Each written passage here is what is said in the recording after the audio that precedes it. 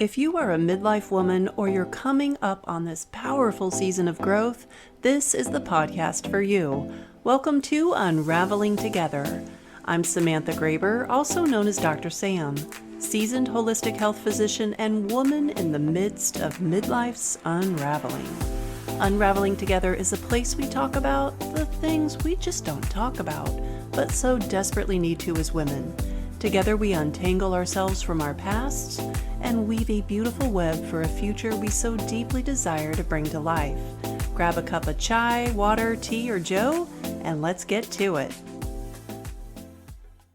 This week's episode is To Love Thyself is to Know Thyself.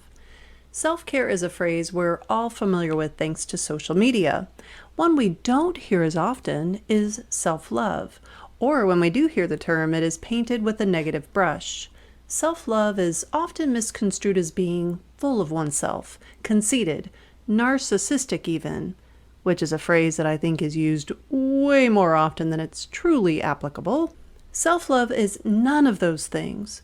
Today I peel back the love layers to the level at which self-love resides. Self-love is the genesis of the ability to love all others. As such, self-love is at the core of the cornucopia d'amore, of love for you non-Italian speaking folk, and that is bountiful within each and every one of us.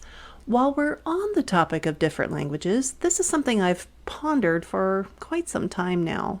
Why is it that in the English language we have but one word for love? Heck, even sign language has more than one version for the word love.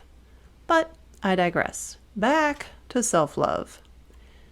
I'll define self-love as having a deep and true regard for our own well-being and happiness. It is an inborn trait, and one the world seems rather preoccupied with wringing out of us on a daily basis. In the forging of our society, as fragmented as it is right now, we are taught to ignore our own selves to focus on, quote-unquote, the greater good. I take issue with this way of thinking. Humor me for a moment as I walk you through my thoughts on this. Let's start with a deep dive into the greater good reasoning. I propose to you that what is good for the greater is what is good for the one. If we have more of us who love ourselves, we would inherently love those in the category of the greater, for that is all others, am I right? When one cultivates the love of self, they are, in turn, cultivating a love for others. This love cannot be separated. They are one and the same. The love of one is critical to the concept of the greater good. If and when we break free from the confines of society to return to the core of self-love, we will better know our true self and the reason for which we are here. It is a lack of clarity around those two core quandaries that fuels many conflicts, internally and externally. When we know thyself, we forego the inner and outer conflict that we collectively marinate in these days. Just look around. Do you think any of these people we see ranting and raving truly love themselves? Of course not. And how can we expect them to? They've never been free to do so. Now, I'm not sitting around waiting for permission to deepen my love of self. Are you? I sure hope you're shaking your head, nope, not doing it either. See, there are many ways by which we can cultivate self-love. Therefore, dig deeper into knowing thyself. Self-development and transformation get as much play as does self-care. Where's the love for self-love? The key is to find something you jive with and dig deep. Deep.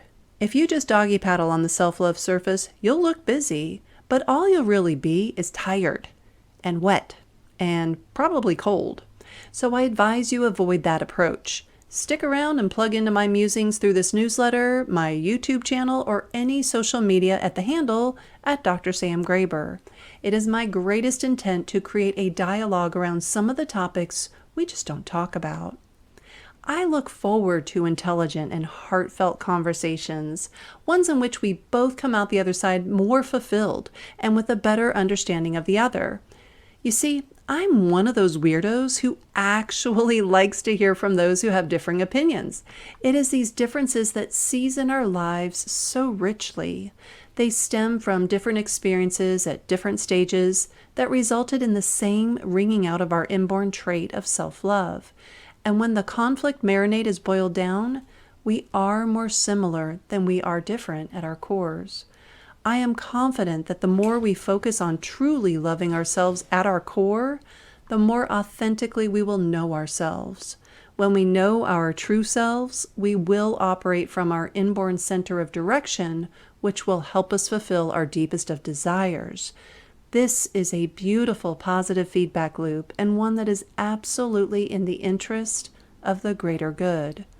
For self-love truly is the genesis of the ability to love all others. In future musings, I'll dive deeper into examining our lives.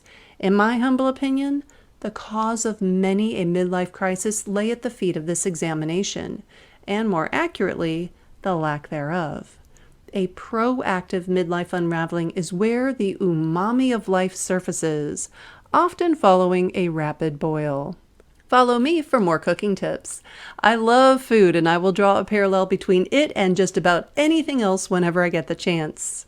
Thank you for joining me on the Unraveling Together podcast. I'd love to turn this thing we've got into a dialogue. Follow me on LinkedIn at Dr. Sam Graber, where we can have conversations about all things midlife, perimenopause, and finding meaning through it all.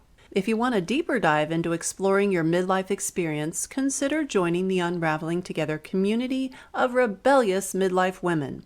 It is there that we roll up our sleeves and do the work.